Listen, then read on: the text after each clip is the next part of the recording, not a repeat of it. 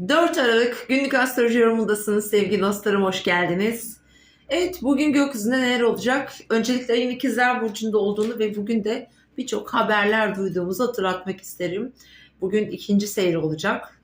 Merkür retrolu, yani ay ikizler burcunda Merkür tarafından yönetiliyor biliyorsunuz ve şu anda da Merkür retro, Mars da retro. Evet, çok haber aldık bugün. Özellikle ekonomiyle, gelirlerle, işte maaşlarla, emeklilerin maaşlarıyla vesaire vesaire ilgili. Şimdi canımız sıkıldı, işte memnuniyetsizlikler oldu haklı olarak. Fakat burada çıkan kararlarla ilgili ben şöyle bir durum değerlendirmesi yaptım. Şimdi Mars retro, Merkür retro ve burada çıkan kararlarda bazı değişiklikler olabilme olasılığı var sevgili arkadaşlar. Onları düşünün. Şimdi başka ne gibi önemli konular öne çıktı, nasıl kararlar alındı, hepsini takip edemedim. Biliyorsunuz sizlere 2023 yıllık burç yorumlarını da çekebiliyorum. Ancak günde 2 tane çekebiliyorum. Bugün de yine 2 burç çekip hazırlığını yapıp yayınladım. Dolayısıyla da vaktim olmadı açıkçası. Şimdi bugün bizim kendi hayatlarımızda da mesela işte en çok neydi gündemimize gelen konular, biraz daha geriye döndük. Ekonomiyle, finansla ilgili konular oldu. İşte artışlar, vergiler, sigortalar, primler, ondan sonra bazı zam oranları gibi emlakla ilgili vergilendirme, bir de kira artış oranları ile ilgili bir takım kararlar alındı. Sanırım onlar da vardı arasında. Şimdi Merkür Retro, bu alandaki gelişmeler bugün de ses getirecek şekilde olabilir. Onu söyleyeyim size. Çünkü Venüs bugünden itibaren önümüzdeki bir ay boyunca artık Kova burcunda sevgili dostlar. Şimdi artık her şey lay lay loy loy, işte sevindik ah ha hi falan demeyeceğiz. Sevgimizi içimize gömeceğiz. Mantık neyse, burada doğru olan neyse, gerekiyorsa isyan edeceğiz, gerekiyorsa ipleri koparacağız. Yani bir özgürleşme ihtiyacı doğuyor burada. Şu anda hani Venüs bu bir ay boyunca tam olarak şu anın haritasına baktığımda da aslında uluslararası konulardan tutun da siyasi konulardaki işte ses getirişler olabilir. Efendim sosyal platformlarda olacak.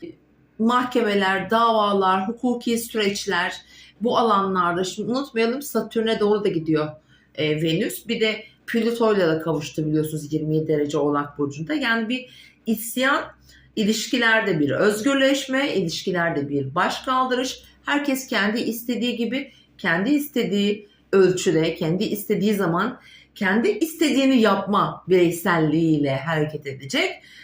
Tüm ilişkilerimizde böyle açıkçası. Dolayısıyla da işte bugün, yarın da yine geçerli. Hani İkizler Burcu'ndaki hareketlerinde burada bazı geri dönüşler olabilir. Unutmayalım, Mars da hala retro sevgili arkadaşlar. Venüs'e de güzel açısı olacak.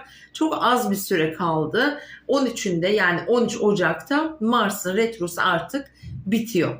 Şimdi bu sıkıntılı durumlar, sıkıntılı memnuniyetsiz haberler vesaire vesaire 13 Ocak'tan sonra yerini gerçekten hızlı, çok farklı, beklenmedik, bakın beklenmedik, parantez açıyorum araya, gerçekten şaşırtıcı sonuçlarla gelecek. Çünkü arkadaşlar şimdi burada Venüs Uranüs'e kareye gidiyor. Dolayısıyla hani bir yandan şimdi Plüto ile kavuştu, uzaklaşıyor. Diğer yandan ne yapıyor? Uranüs'e kareye gidiyor. Uranüs de bir özgürlük ve bağımsızlık demektir.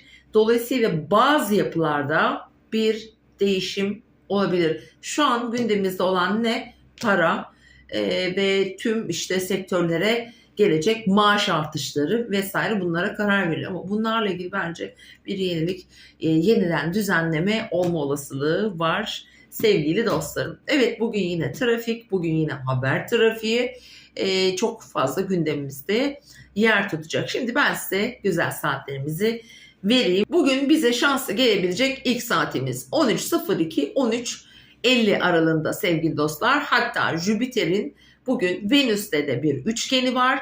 Bu da sürprizli, şanslı, paralı, gerçekten para da getirir bu arada, unutmayın, bir açısıdır. Hem aşkta hem işte böyle güzel fırsatlar bazılarımıza getirebilir. Özellikle hava grubu burçlar biraz daha şanslı görünüyor. İkinci olarak da ateş grubu burçlar. Diğer saatim 19.05-20, 16 aralığına denk geliyor arkadaşlar. Evet, bu da güzel bir saat. Yalnız saat 21-22 gibi Ay Merkür 150'liği var. İlişkilerdeki bu heyecan, işte isyan, asilik gibi durumlar olabilir. Çok önemli özel bazı görüşmeler için işte bu saati değerlendirin. 19.05 20-16 aralığı gayet güzel bir saat. Diğer saatimiz gece saatlerine denk geliyor sevgili dostlar. 03.25-04.36 gece saatlerinde eğer uyumuyor olursanız veya çok özel bir planınız, işiniz, görüşmeniz varsa o saati planlayın. Ama enteresan rüyalar görmek için de önemli. Hatta son günlerde enteresan rüyalar görenleriniz mutlaka olmalı. Özellikle geçtiğimiz son 4-5 günden beri önemli mesaj içerikli, çözümleyemediğiniz bazı rüyalar görüyor olabilirsiniz. Neptün etkisi de çünkü güçlü arkadaşlar. Bir şey yapın, araştırın, bir yazın. Bakalım o mesajlar ne olabilir? Biraz bugün çevremize de göz kulak olalım, bakalım nasıl mesajlar gelebilir. Bu arada hayallerimiz gerçek, zikirlerimiz, fikirlerimiz, hayallerimiz hepsi gerçek olsun diye olumlamamıza devam ediyoruz.